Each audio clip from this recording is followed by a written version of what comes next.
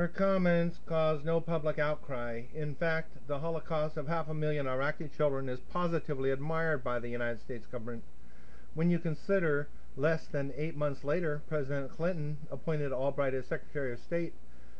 While appearing before the Senate committee who were considering her appointment, Albright is literally chomping at the bit for the blood of more Iraqi children, and she states, "We will insist on maintaining tough U.S. sanctions against Iraq unless and until that regime complies with relevant Security Council resolutions."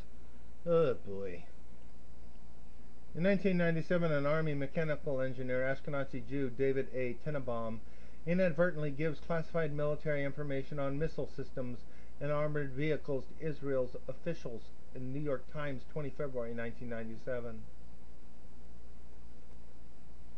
The Washington Post reports U.S. intelligence has intercepted a conversation in which 2 Israeli officials had discussed the possibility of getting a confidential letter that then Secretary of State Warren Christopher had written to Palestinian leader Yasser Arafat.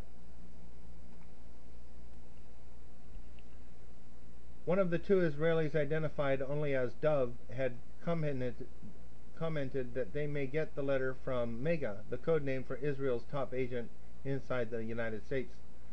Here is Dov Zakim, who fits the label Dove, and Michael Chertoff, who fits the label of the Israeli top agent in the United States. U.S. Ambassador to Israel Martin Indyk complains privately to the Israeli government about heavy-handed surveillance by Israeli intelligence agents. Israeli agents place a tap on Ashkenazi Jew and daughter of a rabbi Monica Lewinsky's phone at the Watergate and record phone sex sessions between her and President Bill Clinton. The Ken Starr report confirms that Clinton warned Lewinsky their conversations were being tapped and ended the affair. Interestingly, at the same time, the FBI's hunt for Mega is called off. On the 29th of October, Edmund de Rothschild dies in Geneva. Interestingly, on the exact same day, Anton Szandor Levy, the founder of the Church of Satan, also dies, who in his book Satan Speaks, he states in relation to the protocols of the Elders of Zion, "The first time I read the protocols of the Elders of Zion, my instinctive reaction was, so what's wrong with that? Isn't that the way any master plan should work? Doesn't the public deserve, nay, demand such despotism?" Oh, boy. Kofi Annan becomes Secretary General to the United Nations. He is married to Nain Lagergranana Rothschild, who he wed in 1984. In 1998, the European Central Bank is set up in Frankfurt, the city from which the Rothschilds originate. In 2000, George W. Bush is elected, so they tell me, President of the United States. Bush and his family claim to be descendants of the House of Plantagenet, which is descended from the royal house of Judah. Yeah, right. In 2001, on September 11th, the attack on the World Trade Center is orchestrated by Israel with the complicity of Britain and America under the orders of the Rothschilds as a pretext for removing the liberty of people worldwide in exchange for security, just as happened with the Reichstag fire in Germany, where the citizens were lied to in order to give up liberty for security. It's a picture of the 3 dancing Israelis on the right, 3 of the 5, and of course 9/11 was an outside job. They also will use the attacks to gain control of the few nations in the world who don't allow Rothschild central banks, and so less than 1 month after these attacks, U.S. forces attack Afghanistan, one of only 7 nations in the world who don't have a Rothschild-controlled central bank. Less than a week before the 9/11 attack on 5 September, the so-called lead hijack Mohammed Atta and several other hijackers made a still unexplained visit on board one of pro-Israeli lobbyist Ashkenazi Jew Jack Abramoff's casino boats. No investigation is undertook as to what they were doing there. It is discovered that U.S. drug agents' communications have been penetrated. Suspicion falls on 2 companies, Amdocs and Converse Infosys, both owned by Israelis. Amdocs generates billing data for most U.S. phone companies and is able to provide detailed logs of who is talking to whom. Converse Infosys builds the tapping equipment used by law enforcement to eavesdrop on all American telephone calls, but suspicion forms that Converse Infosys, which gets half of its research and development budget from the Israeli government, has built a backdoor into the system that is being exploited by Israel intelligence, and that the information gleaned on U.S. drug interdiction efforts is finding its way to drug smugglers.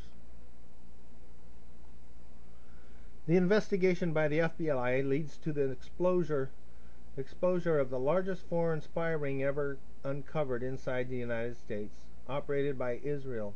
Half of the suspected spies have been arrested when 9/11 happens. On September 11th, 5 Israelis were arrested for dancing and cheering while the World Trade Towers collapsed.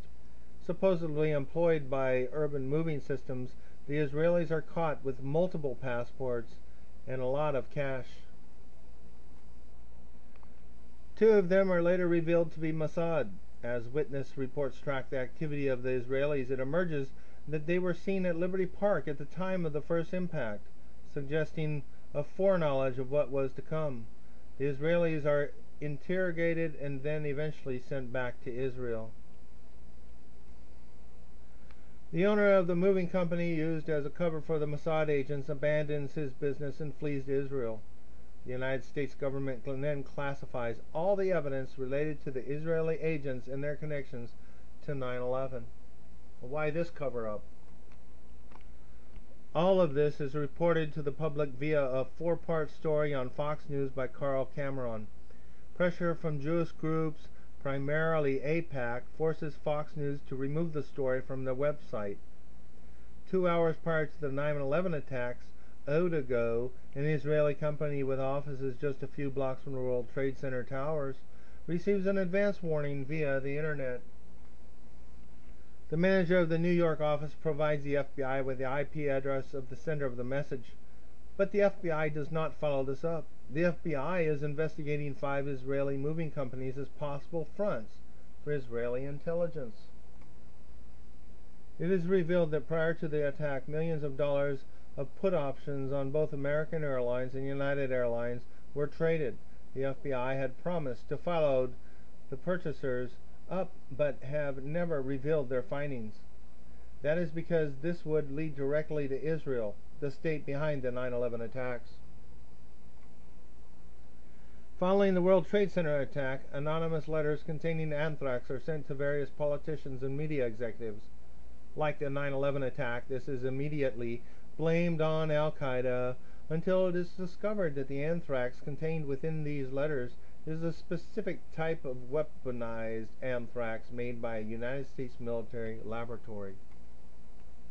The FBI then discovers that the main suspect for these anthrax letters is an Ashkenazi Jew, Dr. Philip Zach, who had been reprimanded several times by his employers due to offensive remarks he made about Arabs. Dr. Philip Zach was caught on camera entering the storage area where he worked at Fort Detrick, which is where the anthrax was kept. At this point, both the FBI and the mainstream media stopped making any public comments on the case. Very interesting. Jewish Defense League chairman since 1985, Ashkenazi Jew Irv Rubin, is jailed for allegedly plotting to bomb a mosque and the offices of an Arab American congressman. He died shortly after, slitting his throat in a suicide attempt before he can be brought to trial. 1 week prior to the World Trade Center attack, the Zim Shipping Company moves out of its offices in the World Trade Center, breaking its lease and costing the company $50,000. No reason has ever been given, but Zim Shipping Company is half owned by the State of Israel, the Rothschilds. One thing I want to mention here, it's important to investigate this Chertoff character, Department of Homeland Security, also Dov Zakim, and this Emmanuel character, one of the congressmen. These guys are all heavyweight Zionists.